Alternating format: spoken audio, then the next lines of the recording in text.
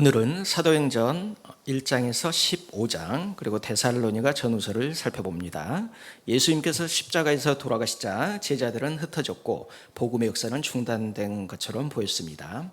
그러나 부활하신 예수님께서 제자들을 다시 만나 제자들에게 소망과 사명을 주시고 예루살렘과 온 유대와 사마리아와 땅끝까지 이르러 내 증인이 되리라 라는 마지막 말씀을 남기시고 승천하셨습니다.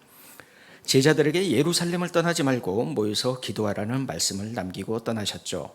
그래서 120여 명의 제자들은 마가의 다락방에 모여서 기도하기 시작했습니다. 가롯 유다의 자리를 대신할 사람으로 마띠아를 뽑고 기도를 쉬지 않았죠.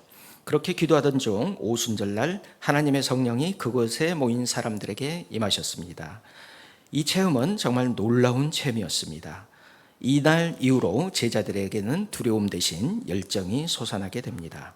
성령의 충만함을 입은 제자들이 예수 그리스도를 전하게 되었고 각국에서 모인 많은 사람들이 각기 자기 나라의 방언으로 하나님의 큰 일에 대해서 듣게 되었습니다.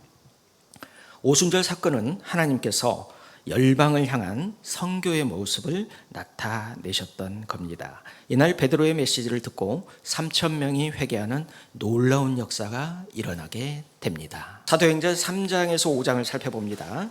어느 날 베드로와 요한은 성전에 들어가다가 성전 미문에서 나면서부터 못 걷게 된 이를 고쳐주게 되죠. 이 기적은 나사렛 예수 그리스도의 능력이기 때문이고 또 예수님의 이름을 믿었기 때문에 일어난 것입니다. 이 기적이 일어나자 수많은 사람들이 모여들었고 베드로는 그들에게 그리스도의 죽음과 부활에 대해서 증거하게 됩니다.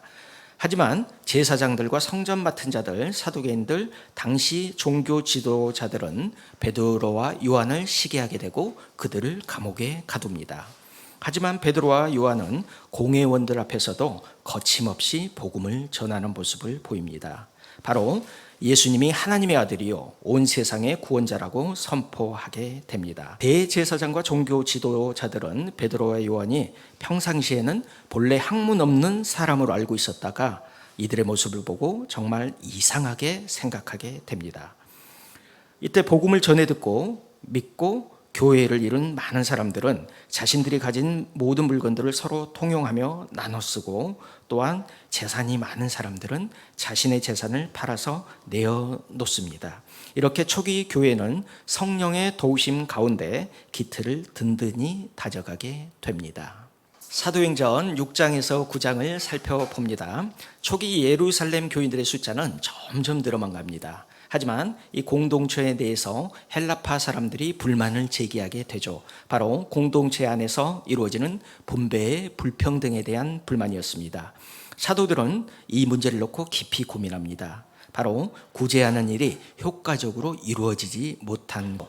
사도들은 이 일을 감당할 7명의 일꾼들을 뽑아서 세웁니다. 7명의 일꾼을 뽑은 선출 기준은 성령과 지혜가 충만한 사람, 다른 사람들에게 칭찬받는 사람이었습니다. 7 일꾼들이 세워져서 12 사도들과 역할을 분담해서 초기 교회를 더욱 튼튼하게 이끌어 갑니다. 이 7 집사 중에서 스데반은 기도를 전하다가 최초의 기독교 순교자가 됩니다. 또한 사도행전 9장에는 초기 교회 박해의 최전선에 있던 사울이 복음의 전도자로 급변하는 놀라운 사건이 기록되어 있습니다. 10장에서 12장을 살펴봅니다. 어느 날 베드로는 기도하는 중에 환상을 보게 되죠. 3차례나 본 이 환상으로 인해서 고민하던 베드로에게 고넬료의 하인들이 찾아옵니다. 고넬료는 하나님을 경외하는 사람으로 유대 온 족속이 칭찬하는 사람이었죠. 베드로가 고넬료의 집에 당도하자 로마의 백부장인 고넬료는 엎드려 절하며 그를 맞이하게 됩니다. 이는 당시 로마 제국에서 상상도 할 수 없는 일이었죠. 이렇게 초기 교회는 베드로와 고넬료의 만남으로 인해서 유대인과 이방인을 구분하는 편견이 깨지기 시작합니다. 유대의 그리스도인들이 이방인에게 말씀을 전한 베드로를 비난하게 되고 베드로는 자신이 본 환상과 이방인이 성령을 받은 사건에 대해서 설명하게 됩니다. 이로써 예루살렘 교회는 열방을 향한 교회로 우뚝 서게 되죠.